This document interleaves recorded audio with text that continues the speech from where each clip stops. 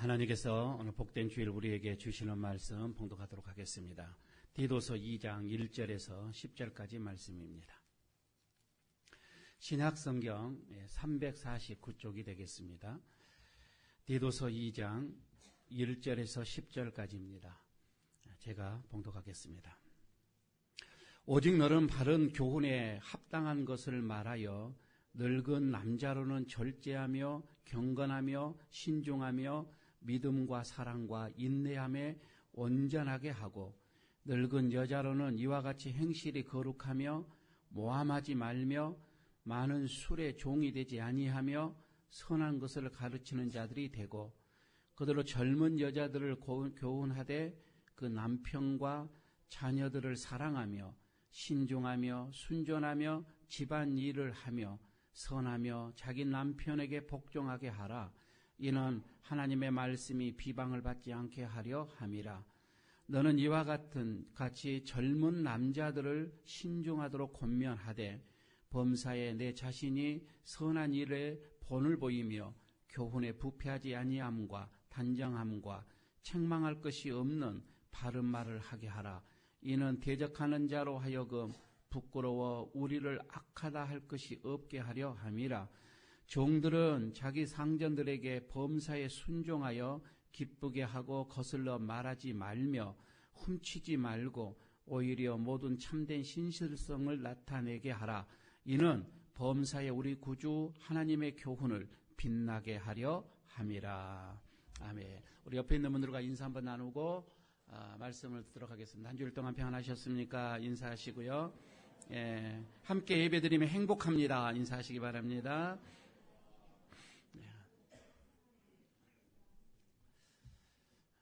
오늘부터 영상이 이렇게 새롭게 돼서 저도 화장을 더 많이 해야 할 것 같습니다. 립스틱도 바르고 눈썹도 그리고 이게 뭐 우리나라에서만 보는 게 아니라 외국에서도 만방에 가서 살도 좀 제가 다이어트도 좀 하고 외모도 많이 신경을 써야 되지 않을까. 간혹 여러분들의 잠자는 모습도 다 이제 보여줄 것입니다. 카메라가 여기에도 달려있기 때문에 이제 정신 바짝 차리시고 예배에 은혜 받는 모습으로 좀 임해 주시기를 바라겠습니다. 그래야 이 교회는 참 은혜롭구나 이제 다 보게 될 것이고요. 아멘도 좀 크게 하시기를 바랍니다. 그게 다 이제 녹화가 돼가지고 또 이렇게 우리에게 다른 분들에게 또 보여질 거라 이거입니다. 그동안 이걸로 아직 완벽하게 되지는 않았어요. 한 주간 더 공사를 해야 되겠고요. 이를 위해서 많이 기도해 주셨고 또 물질로서도 이렇게 헌금해 주셨고 그런 분들이 있어서 예배가 좀 더 은혜롭게 좀 더 저 뒤에 계시는 분들은 최 목사 얼굴이 안 보여라고 하는데 이제 잘 보이게 될 것입니다. 좀 예배를 여러분들이 하나님 앞에 드림에 있어서 조금 편하게 좀 더 은혜롭게 하기 위해서 많이 신경을 이렇게 써가시는 분들을 위해서 여러분들이 또 감사를 또 해주시기를 바라겠습니다. 하나님께 영광을 돌립니다. 오늘 말씀의 제목은 복음을 빛나게 하는 삶이라는 제목입니다. 아프리카의 속담에 이런 것이 하나 있어요. 빨리 가려면 혼자 가고 그리고 오래 먼 길을 가려면 함께 가라 라고 하는 그런 속담이 있는데 그 속담이 나오게 되는 배경은 그렇습니다. 아프리카다 보니까 도처에 많은 맹수들도 있고 적들이 많습니다. 그래서 먼 곳을 이동하려고 하면 반드시 함께하는 사람이 있어야 되는 거이죠. 혼자는 갈 수가 없기 때문에 그렇습니다. 그런 의미 속에서 이 속담이 나오는 것 같은데 그러나 이 이야기는 아프리카만의 이야기가 아니라 우리 인생을 살아가는데도 마찬가지입니다. 아마 혼자 생활하시고 혼자 생각하시고 혼자 살아간다면 빨리 갈 수는 있겠지요. 그러나 어려운 일이 다가왔을 때에 큰 일이 닥쳤을 때에 혼자서 그것을 극복하기에는 많이 힘들고 어렵다고 하는 것이지요. 그럴 때에 우리에게 믿음의 동료가 있고 믿음의 친구가 있고 믿음의 가족이 있다라고 한다면 서로에게 그 모든 짐들을 또 나눠지게 될 것이고, 물론 함께하는 과정 속에서 나눠야 할 것도 많고 챙겨줘야 할 것도 많이 있습니다. 그렇지만 함께한다라고 하는 여기에서 오는 에너지, 그리고 시너지 효과라고 하지요. 여기에 이것은 서로를 더 강하게 합니다. 그리고 서로에게 더 행복을 가져다 주기도 하고요. 서로에게 많은 의지가 되어지기 때문에 우리가 함께 가는 것은 더 멀리 갈 수 있고 더 오래 갈 수 있다는 것이지요. 오늘 이제 우리 2018년도 이 교회력으로는 마지막 주일입니다. 태양력으로도 물론 한 달이면은 또 한 해가 끝나게 되지요. 2019년을 또 새롭게 시작을 하게 되어지는데, 우리는 지금 이 한 달 동안을, 아니 1년 동안을 이렇게 지나고 보면서 혼자가 아닌 그 누군가가 함께 동역을 했고 함께 했기 때문에 여기까지 오지 않았는가. 저도 그렇습니다. 이 목회 일을 하면서 어떻게 혼자 하겠습니까? 많은 동역하는 분들, 협력한 분들이 있었기 때문에 이렇게 어려움도 이겨내고 행복한 힘든 일도 이뤄내고 이렇게 기쁨으로 또 사역을 할 수가 있는 게 바로 함께라고 하는 것이지요. 우리가 사명의 길을 걸어갈 때 그렇습니다. 서로에게 이 동반자가 되어준다라고 하는 것, 함께한다라고 하는 것, 이것은 광야와 같은 이런 인생길에서 우리에게 따뜻함, 그리고 활기참, 그리고 기쁨, 그리고 즐거움, 그리고 행복함, 여러 가지를 이 함께함 속에서 이것을 우리가 얻어질 수 있다라고 하는 것입니다. 오늘 이 본문 속에서 이제 이것을 주님이 우리에게 말씀하시는 것을 확연하게 보게 되어지는데, 먼저 이 디도서라고 있는데 이거는 바울이 디도라고 하는 목회자에게 보내는 편지입니다. 그런데 먼저 바울과 이 디도의 관계를 좀 알아야 오늘 본문에도 좀 우리가 이해하기가 쉬울 것 같거든요. 본래 이 디도가 그렇습니다. 한때 이 고린도 교회가 많이 어려움을 겪고 있을 때에 거기에서 참 이 목회를 잘했던 것 같습니다. 그래서 바울에게 신임을 얻었어요.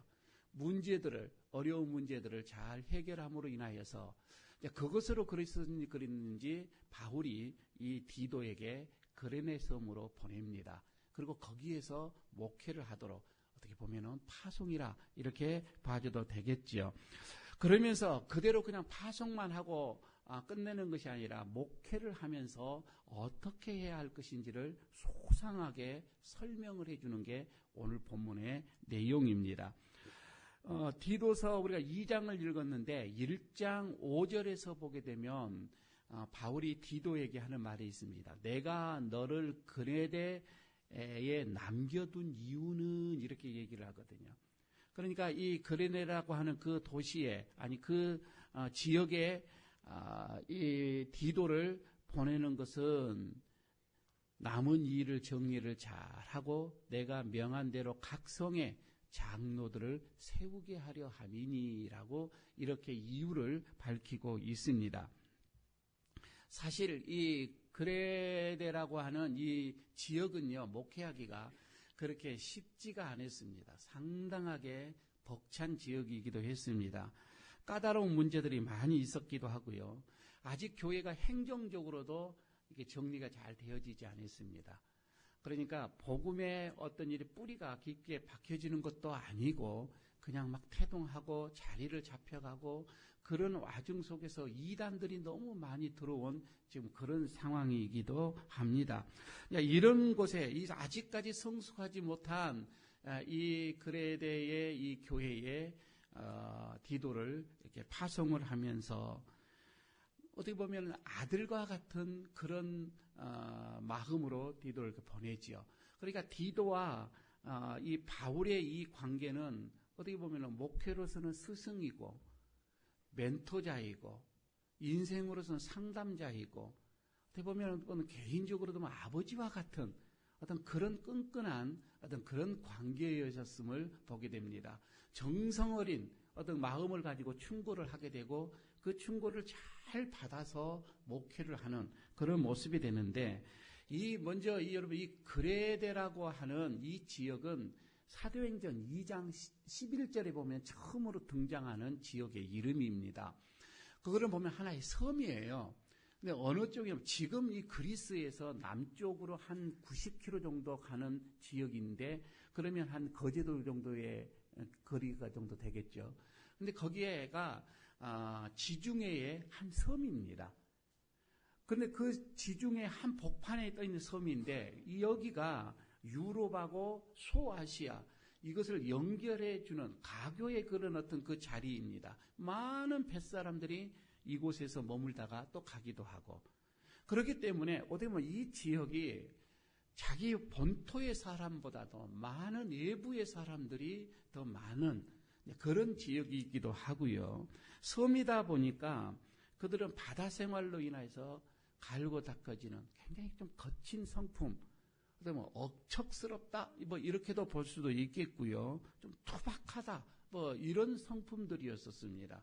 더군다나 예부에 이 뱃사람들이 왔다 또 머물다 지나가기 때문에 한 사람이 새로운 사람에게 쉽게 뭐 이렇게 인정하고 믿어주고 이런 게 아니라 늘 의심하는 걸로, 늘 그들을 의심의 눈으로 먼저 봐야 하는 어떤 그런 상황, 그 지역적으로 먼저 그렇게 상황이 그렇게 되어져 갔던 것을 보게 됩니다.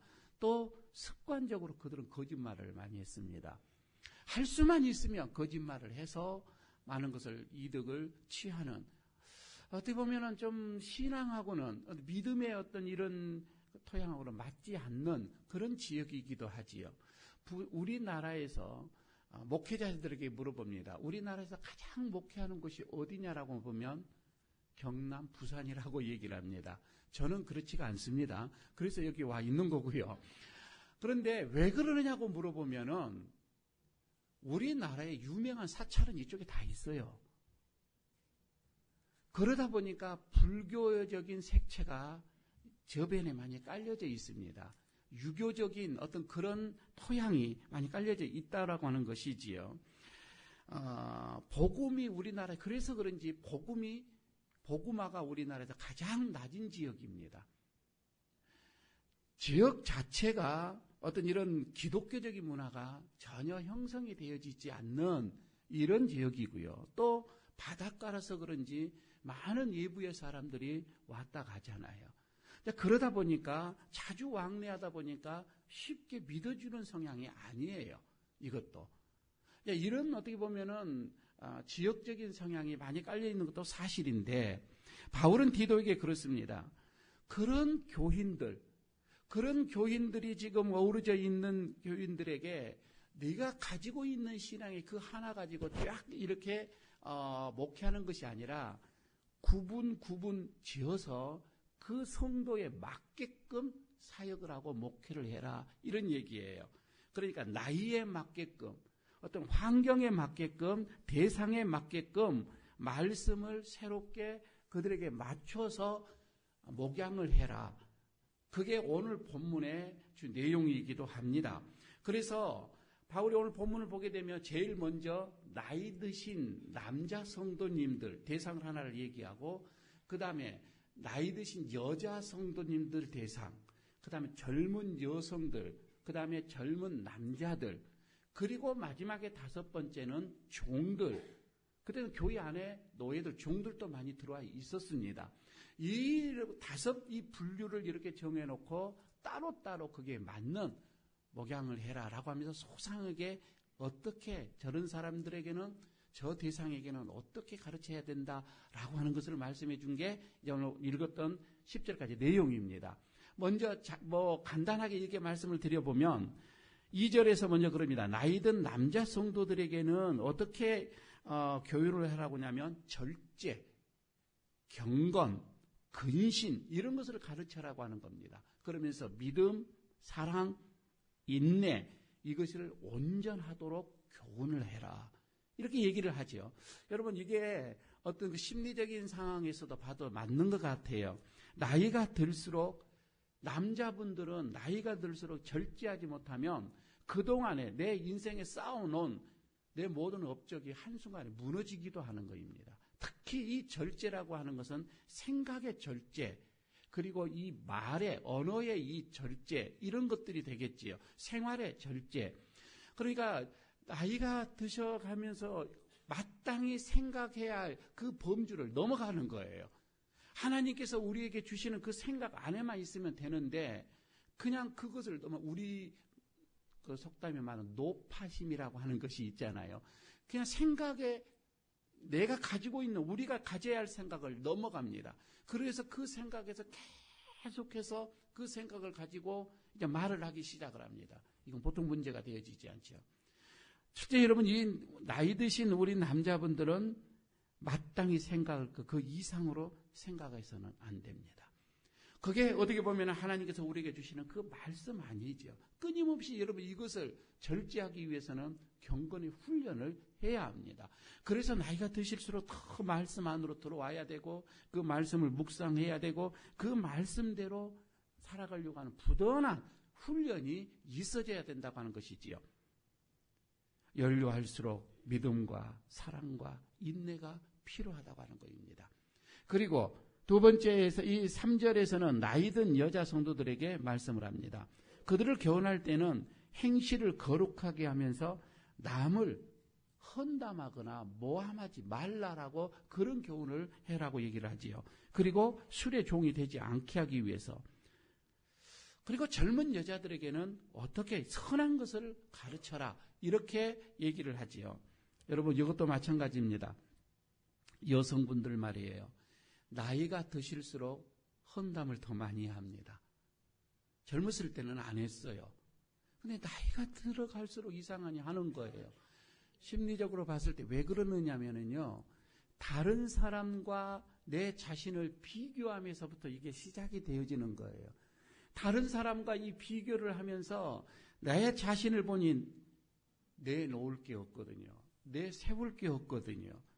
초라한 내 삶에 지나온 삶이에요. 이게 견디기가 힘들어요. 그래서 다른 사람을 험담을 하고 모함을 해서 깎아내려야 그 반사적으로 내가 괜찮다라고 보여지겠다라고 하는 심리예요. 나이 드신 분들이 남을 칭찬하게 된다면 이건 대단한 거입니다. 근데 우리가 그렇지를 못해요. 어떻게 해서든지 헌담하고 깎아내려야 돼. 그래야 내 자신이 돋보인다는 거이죠. 여러분 이게 안 되면 술로 갑니다. 술로 위로를 받게 되어지고 술로 내 자신을 잊어보려고 하지만 여러분 여기에서 더 그럴수록 내 자신의 참담함을 그들은 보지 못하게 되어집니다. 나이가 젊은 여자들에게는 어떻게 교훈을 하라 이렇게 얘기를 하면서 좀 선한 것들을 좀 이렇게 가르쳐라 이렇게 얘기들을 하지요. 그러나 여러분 우리가 나이가 들수록 보게 되면 선한 것을 가르치기보다는 그들이 자람에 대해서 그들이 좀 더 나음에 대해서 우리가 이걸 받아들이기가 쉽지가 않아요. 이게 여러분 우리의 나이 드신 분들의 참 넘어가야 할 큰 산이기도 합니다. 세 번째 얘기를 합니다. 4절 5절에서는 젊은 여자들에게 얘기를 하는데 그들을 교훈할 때는 남편 사랑 그리고 자녀 사랑 그리고 좀 집안일 좀 하는 거 아니 제 말이 아니고 지금 여기 집안일에 신경을 좀 쓰고 이렇게 나오잖아요. 남편에게 복종하는 것을 가르쳐라. 그런데요 이 젊은 여자들은 남편보다도 그리고 자식보다도 그리고 집안일보다도 먼저 아직은 젊어서 그런지 자기 자신이 더 소중해. 자기 자신이 더 중요해.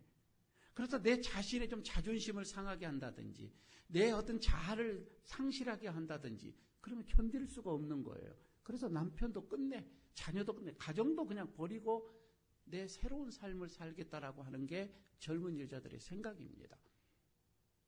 지금 여기에서 이런 얘기를 하면서 남편에게 더 복종하고 자녀들에게 더 신경 쓰고 가정의 일에 더 좀 매진해 가라고 교훈을 그렇게 하고 있고요.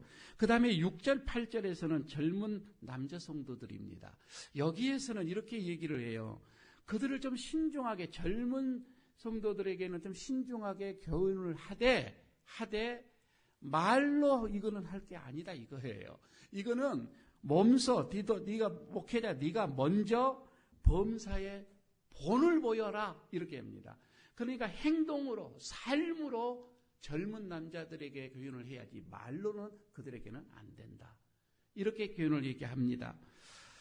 지금 복음을 받아들여야 할 이 대상을 뚜렷하게 구분을 하고서요. 그들의 눈높이에, 그들의 삶에, 그들의 어떤 인생의 어떤 그 자리에 그거를 좀 더 이런 것들을 여러 가지를 복합적으로 생각을 하고 복음을 전해야 할 것입니다. 이게 바울이 디도에게 말씀한 거예요. 바울이 디도가 이 말씀을 받습니다. 그리고는 그대로 젊은 남자들 앞에서 말과 행위와 이 삶의 본으로 그들을 지도합니다. 그런데 그게요, 젊은 사람들에게만 감동이 되어지는 것이 아니라 모든 분류의 사람들에게도 이게 다 감동이 되어지는 그런 본으로 이제 비춰지게 되어지는 것입니다. 저는 여러분요, 이게 말이에요. 성경이 바울이 디도에게, 목회자에게 보낸 이 쓰는 편지로 끝난다면 우리는 이거를 무슨 의미가 있겠어요? 분명한 것은 이 말씀은 우리에게 주시는 말씀이에요. 그래서 이거를 어떻게 여러분 우리가 받아들여야 되냐면 오늘날에 지금 우리가 살아가는 이 시대 속에서도 이런 디도 그리고 이런 바울과 같은 사람들이 꼭 필요하다 이 말입니다. 가만히 여러분 보시기를 바랍니다. 이 시대가요 지금은요 너무 지식의 정보가 넘쳐 흐릅니다. 지금 이 자리에서도요 여러분이 영국에 있는 그 중앙박물관에 어느 줄에 있는 책 무슨 책의 그 내용을 보고자 하면 바로 여기서 검색이 되어집니다. 간단합니다. 우리가 생각하고 우리가 바라고 원하는 거요 어디에서든지 글로서 영상으로서 다른 곳으로서 다 여러분 우리가 만날 수가 있는 거예요. 그만큼 정보화 시대고 지식이 충만한 시대입니다. 여러분 저는요 신앙도 마찬가지라고 말합니다. 우리가 신앙생활 하는 것도요 세계적으로 유명한 사람들의 이 목사들의 설교 어디에서든지 언제든지 우리는 듣고자 하면 다 들을 수가 있는 거예요. 여러분 우리가 하나님의 말씀이 없어서 우리가 이렇게 사는 게 아니라 이 말입니다. 우리 성경 공부하는 세미나 모든 자료들 책들 넘쳐납니다. 원하면은 언제든지 다 그걸 받아 볼 수가 있다 이 말이에요. 그러니까 여러분 우리가 하나님의 이 말씀이 없어서 기갈되어져서 우리의 신앙이 힘들고 어려운 것이 아니라고 하는 것이죠. 지금 이 시대가 원하는 게 있습니다. 지금 하나님께서 원하는 사람이 있어요. 이 시대가 원하는 것은 바로 우리의 믿음이 따뜻한 마음을 가지고서 언행일치가 되는 그런 삶을 사는 사람을 원한다는 것이죠. 어떻게 보게 되면 삶으로 직접 사랑의 본을 보이는 그런 사람을 하나님이 원하시고 이 시대의 사람들이 원하고 있다 이 말이에요. 그러나 여러분 보십시오. 지금 시대는 교회를 걱정하고 있습니다. 교회가 시대를 걱정하는 것이 아니라 세상 사람들이 교인들을 걱정하여 저러면 안 되는데 저렇게 하면 안 되는데 반대로 지금 걱정을 하는 시대가 되어버렸다는 이거입니다. 여러분 지금 디도는 바울 스승으로 통하여서 배웠던 것을 그대로 몸소 삶으로 그를 교훈을 합니다. 목회를 합니다. 그래서 그들을 그 자리에서 복음의 빛을 어디 보면은 하나님의 말씀이 이렇게 빛나게 했다 이 말이에요. 자, 지금 우리도 마찬가지입니다. 우리도 예수님으로 통하여서 말씀을 받습니다. 교훈을 받습니다. 예수님으로 통하여서 우리가 어떻게 살아야 한다는 것을 숱한 것을 우리가 배웠습니다. 그러면 우리도 디도와 같은 그런 마음으로 말과 삶이 일치가 되어지는 이런 삶을 살 때에 여러분 거기에서 복음이 빛나게 된다 이 말씀입니다. 거기서 하나님의 말씀 교훈이 빛난다 이 말이에요. 말이 아니라 이 말입니다. 이제는. 그런데 바울이 이렇게 네 가지 분류의 사람들을 얘기하면서 마지막 다섯 번째 얘기에는 종들 얘기를 하고 있습니다. 종의 분류입니다. 종들에게는 어떻게 가르치고 어떻게 교훈해야 할지를 말씀하시는 게 9절, 10절에 있는 말씀입니다. 한번 보시기 바랍니다. 9절 10절을 같이 읽도록 하겠습니다. 종들은 자기 상전들에게 범사에 순종하여 기쁘게 하고 거슬러 말하지 말며 훔치지 말고 오히려 모든 참된 신실성을 나타내게 하라. 지금 여기에서 이 종들이라고 하면 물론 노예들이죠. 노예들이었지만 복음을 받아들이고 교회로 들어오는 종노예들이 많이 있었습니다. 자, 먼저 이 그레데에 살고 있는 많은 종들을 먼저 생각을 해봅니다. 그들의 습성이 있었어요. 습관이 있었습니다. 그들은요, 어떻게 해서든지 거짓말을 합니다. 어떻게 할 수만 있으면 훔칩니다. 그리고 게으릅니다. 이게 종들의 습관이 있었습니다. 바울은 그렇습니다. 비록 너희들이 종이지만, 너희들의 지금 신분이 노예이지만, 노예 제도를 찬성한 것은 아니에요. 그렇다고 해서. 비록 너희들의 신분이 이렇지만, 현재 자신들의 처한 그 상황, 현재 내가 지금 처해 있는 그 자리에서 자신의 그 본분을 다해야 할 것이니라. 다 해야 한다. 이 말이죠. 여러분, 주변에서 칭찬받는 사람들 한번 보시기를 바랍니다. 그 사람들이, 칭찬받는 사람들이 어떤 사회적인 지위가 높아서 칭찬받는 게 아니에요. 그들이 무언가를 많이 알았다고 해서 칭찬받는 게 아니란 말이에요. 삶의 높고 낮음이 아니에요. 우리가 주변의 사람들을 우리가 인정하고 칭찬하고 그들의 어떤 삶을 우리가 본받고자 하는 것은 그들이 다른 사람이 알아주든 안 알아주든 그들이 사람을 보고 하는 것이 아니라 자기의 직임, 나에게 주어진 이 직임을 신실하게, 성실하게 감당해 가는 사람을 보고서 우리는 인정하고 본을 받습니다. 그렇잖아요? 자기의 본분을 잘 지키는 것, 자기의 자리를 잘 지키는 것. 여러분, 이게 아름다운 삶입니다. 하나님이 나에게 주시는 그 직임, 여러분 그 자리가 높고 낮음이 없어요. 나에게 주는 그 자리에서 내가 더 과하게 생각하지 않고 내가 그것을 또 너무 천하게 생각하지 않고 내 그 주는 직임을 소중하게 생각하고 그거를 잘 감당하는 것. 여러분 이게 아름다움입니다. 이게 신실함입니다. 이게 성실함이라고 하는 거이죠. 이게 다른 사람들에게 마음의 훈훈함을 줍니다. 이게 다른 사람들에게 감동을 주는 거예요. 바울이 그렇습니다. 지금 종의 이 신분, 노예의 신분을 가진 그레데 이 교회의 성도들, 너희들이 비록 신분은 이렇다 할지라도 너희들의 신분이 그렇게 높은 것이 아니고 가장 인생의 밑바닥에 낮은 신분이지만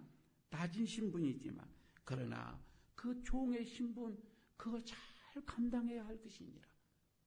그 신분을 잘 감당하게 되어지면 세상 사람들의 지금 너희들의 주변에 있는 그 종들을 봐라. 그들은 악하고 그들은 게으르고 그들은 어떻게 보면 거짓말 잘하고 훔치기 좋아하고 그런 종들을 따르지 말고 이 말이잖아요. 그런 종들을 따르지 말고 정직하게 성실하게 신실하게 충성스럽게 그 자리를 지켜라 이거입니다. 그리고 디도에게 그렇게 교훈을 시켜라 이거예요. 만약에요 그렇게 살다 보면 그 주변에 있는 자기들의 동료들 아직 예수를 모르는 그런 종도들은 손가락질 할 거예요. 비웃을 거예요. 왜 종으로서 그렇게 살아야 되냐. 할 수만 있으면 주인의 것을 훔치내야 되고 할 수만 있으면 거짓말해서 그게 그들의 삶이어야 하는데 왜 그렇게 바보처럼 살아야 되느냐라고 얘기할 수도 있는 거예요. 비난을 받을 수도 있다라고 하는 것이지요. 그러나 세상의 종들이 어떻게 살든 그들이 어떻게 생활을 하든 신앙을 가진 그레데 종들은 그들을 바라보지 말고 이 말입니다. 그들의 얘기를 듣지 말고 정직하게 올바르게 내 자리 잘 지켜라고 그렇게 권면해라고 또 그렇게 살아라고 이래야 하죠. 저는요 비록 여러분 우리가 사회적으로 신분이 낮다 할지라도 여러분 우리가 사회적으로 가진 것이 없다 할지라도 배운 것이 없다 할지라도 내놓을 만한 것이 아무것도 없다 할지라도 여러분, 내 삶이 가장 낮은 자리다 할지라도 여러분 그 자리에서 최선을 다하는 것입니다. 요령 피지 않고 게으르지 않고 원망하지 않고 내가 왜 이러느냐고 불평하지 않고 부모님이 나에게 왜 이렇게 했냐고 부모 원망하지 않고 사회가 왜 이러느냐고 정치권이 왜 이러느냐고 여러분 우리가 그러기 전에 우리는 그리스도인답게 내 자리 잘 지켜나가는 것입니다. 여러분 이렇게 되어지면 세상 사람들이 우리를 다르게 볼 거라 이거예요. 여러분 우리의 삶의 자리가 어떻습니까? 참으로 힘들고 어려운 삶의 자리인 줄 압니다. 그렇지만 그리스도인답게 이거입니다. 그 자리에서 내가 예수 믿는 사람답게 하나님 자녀답게 살아간다면 거기에서 복음이 빛이 빛나기 시작을 합니다. 여러분 우리가 세상에서 잘 살아야 복음이 빛이 빛난 게 아니라 세상에서 내가 오래 살아야 복음의 빛이 빛난 게 아니라 잘 사는 것입니다.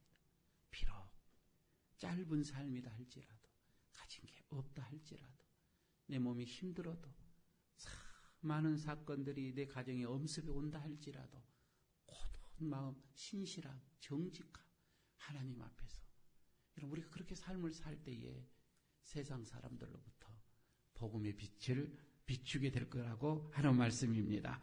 그래서 오늘 여러분 마지막 이제 말씀이 그래서 오늘 1절이 뭐라고 합니까? 그래서 1절에 막 시작하면서 오직 너는 이렇게 시작을 합니다. 오직 너는 이 말에 이 원문에서는 원문을 바로 직역을 하면 그러나 너는 이 말입니다. 그러나 너는 그러니까 세상은 진리를 거스리고 세상은 악해져가고 거짓으로 자기 배를 채워야 되고 낮은 자존감으로 볼품없는 자신을 드러내기 위해서 주변에 있는 사람들을 헌담하고 헐뜯고 모함하고 그러나 너는 이 말입니다. 그러나 너는 하나님께서 너를 불렀기 때문에 너는 구별된 자로서 하나님의 자녀로서 천국의 시민으로서 그러나 너는 바른 교훈에 합당한 것을 말하고 이렇게 얘기를 하죠. 바른 교훈이 뭐예요? 복음밖에 없습니다. 바름이라고 하는 것은 참이라고 하는 거잖아요. 변하지 않는 진리를 말하는 거예요. 진리밖에 이 복음밖에 없는 거이죠. 여러분 여기서 우리가 성경의 말씀을 그래서 우리는 하나님의 말씀을 교훈으로 삼아 이거예요. 세상은 저렇게 가지만 우리는 하나님의 말씀으로 교훈을 삼아 너희들은 그러나 너는 이 말이잖아요. 그렇게 가야 한다라고 하는 것입니다. 여러분 우리가 믿음 많이 하잖아요. 누구는 믿음이 많다. 누구는 믿음이 작다. 누구는 믿음이 반석 같다. 누구는 믿음이 참 모래성 같다. 이런 얘기들을 하죠. 하나님 나에게도 믿음 좀 주십시오. 또 이제 이렇게 기도를 많이 하잖아요. 여러분 믿음. 이 믿음이라고 하는 이 단어는 히브리 말로는 에무나예요. 에무나. 그리고 이것이 헬라어로 이제 신약에 와서 헬라어로 넘어가죠. 헬라어가 공통일 때 이것을 번역을 했는데 이것은 번역할 때 피스티스라고 번역을 했습니다. 같은 믿음이라는 말이에요. 그러니까 에무나와 피스티스라고 하는 이제 용어가 좀 다르죠. 나라 말이 다르니까. 그런데요, 희한한 거는 이 에무라의 믿음과 피스의 믿음이 내용이 완전히 달라버려요. 여러분 가만히 생각 한번 해보시기 바랍니다. 피스티스는 그 믿음은 뭐냐면 당신이 말할 때 내가 너 믿습니다. 이거예요. 그 믿음이에요. 당신이 내가 어떻게 내가 그걸 믿습니다. 그 믿음이라 이 말이에요. 거기까지예요. 그러니까 지적으로 동의하는 거예요. 생각으로 맞다라고 인정하고 받아들이는 거예요.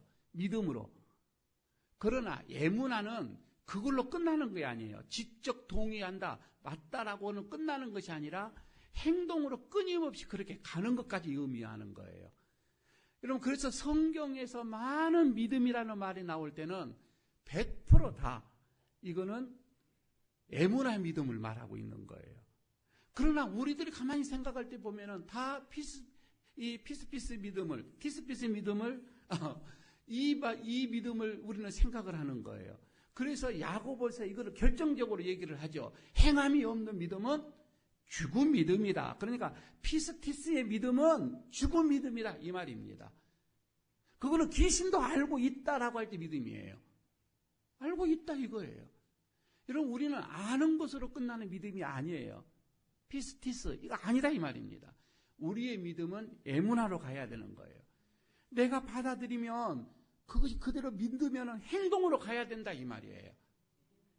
여러분요, 우리가 하나님을 믿는 믿음을 가지고 있다면 우리가 믿는 것에 대해서 분명한 행함이 따라야 합니다. 우리는 예수 그리스도를 믿기 때문에, 그래서 내 상황이 어떤지 간에, 내 삶이 어떤지 간에, 그리고 내 신분이 어떤지 간에 관계가 없어요. 내 자리가 어떤지 간에 여러분 거기에서 성실하게 신실하게 그 말씀대로 행동으로 본으로 가져야 된다 이 말이에요. 이게 우리가 하나님이 원하시는 믿음이다 이 말입니다. 바울은 오늘 우리의 삶이 에무나의 삶이 되기를 지금 바라고 있습니다. 그리고 말씀을 합니다. 행함이 없는 죽은 믿음이 아닌 우리들의 삶 속에서 분명한 행동으로 삶으로 나타나는 그런 에무나 믿음 말입니다. 오늘 여러분 이 말씀을 가슴에 새기고 예배당을 나가시기를 바랍니다. 그리고 생활로 보여주는 에무나의 그 삶이 다시금 시작되어지기를 바라겠습니다. 그러할 때에 예수님의 사랑의 복음이 주변에 전달이 될 것이고, 그리고 복음을 빛나게 하는 삶이 비로소 시작이 될 것입니다. 더 나아가 우리 에일교회가 이 모라 지역에 그래서 소망을 주고 희망을 주고 그리고 꿈을 주는 그런 교회로 새롭게 인식될 줄로 믿습니다. 아버지 하나님,